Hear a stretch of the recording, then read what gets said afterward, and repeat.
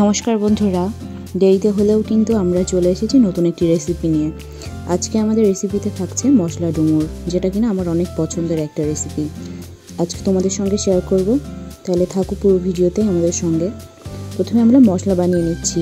Mixing বলে আদা, জিরে এবং কাঁচা লঙ্কা নিয়ে পেস্ট করে নিয়েছি। এবার কড়াইতে সাদা তেল নিয়ে গরম হলে তার মধ্যে আলাদা করে ডুম করে কেটে রাখা আলুগুলো ভেজে নেব। আলুগুলো এরকম করেই আমরা ডুমুরের মধ্যে দিয়ে থাকি। তার মধ্যে খানিকটা নুন হলুদ দিয়ে এটাকে একটু ভাজা ভাজা করে নেব। তোমরা আমাদের ভিডিওগুলো দেখে বারবারই ভাবতে পারো আমরা কেন ডুমুর, মোচা এগুলোর ভিডিও দিয়ে থাকি, কারণ আমার মাছ মাংসের থেকে এগুলো খেতেই বেশি ভালো লাগে। এবার আমরা ওই একই তেলে চিংড়ি মাছ ভেজে নেব নুন হলুদ দিয়ে, কারণ আজকে আমরা ডুমুরে চিংড়ি মাছ দেবো। যেটা বলছিলাম, আসলে যেটা খেতে আমার বেশি ভালো লাগে, আমি তো চাইবো সেটা সবার সঙ্গে শেয়ার করতে, কারণ সবাই একবার হলেও খেয়ে দেখুক। নিরামিষ করে রান্না করলে চিংড়ি মাছটা না দিলেও হয়, কিন্তু আজকে আমরা চিংড়ি মাছ দিয়ে রান্না করব। এবার চিংড়ি মাছগুলোকে একটু ভাজা ভাজা হলে তুলে নেব। চিংড়ি মাছ এমন একটা খাবার, যে জিনিসে দেওয়া হয় না কেন সেই জিনিসের টেস্ট অনেকটা বেড়ে যায়।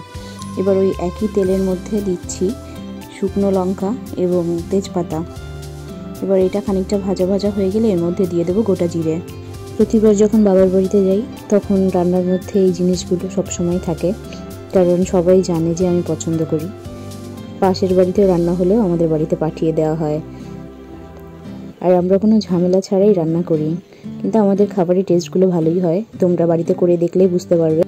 কথা বলতে বলতে আমরা কিন্তু এর মধ্যে সেই আদা জিরের মিশ্রণটা দিয়ে দিয়েছি, আর দিয়ে দিয়েছি সেই মশলা বাটি ধোয়া একটু জল।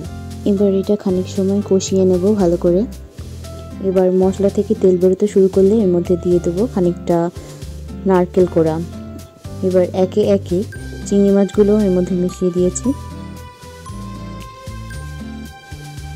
দিয়ে দিলাম সেই সিদ্ধ করে রাখা ডুমুর, যেটা কিনা আমরা এইভাবে কেটেছিলাম, দেখে নাও। আর সেই ভেজে রাখা আলুগুলো দিয়ে দিয়েছি। একে একে এর মধ্যে দেবো নুন হলুদ আর চিনি। এইসব তরকারিতে আমরা চিনি খেয়েই থাকি। ডুমুর অনেক উপকারী একটা জিনিস, কিন্তু আমরা অনেকেই জানি না যে এটা খেতে এত টেস্টি হয়। না জানার কারণে গ্রামে অনেকে ডুমুর ফেলে দিতেও দেখেছি, যাদের গাছ থাকে।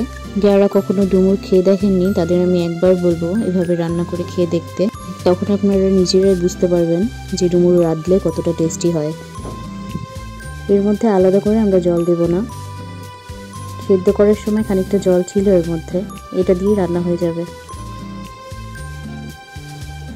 বারবার নেড়ে চেড়ে এটাকে কিছুক্ষণ পর পর রান্না করতে হবে। কালারটা খুব সুন্দর আসে। এটা রান্না হচ্ছে। দিয়ে দিলাম খানিকটা কাশ্মীরি লঙ্কার গুঁড়ো, এটাতে কালারটা একটু বেশি ভালো আসবে। ডুমুর রান্না করতে বেশি কষ্ট না, হাতে একটু সময় থাকলেই হলো। একটু সময় লাগে। এটাতে ভাজা মশলা দিয়ে দিলাম। ভাজা মশলা আমরা সব তরকারি যেমন মোচা, ডুমুর, ইঁচড় এগুলোতে দিয়ে থাকি।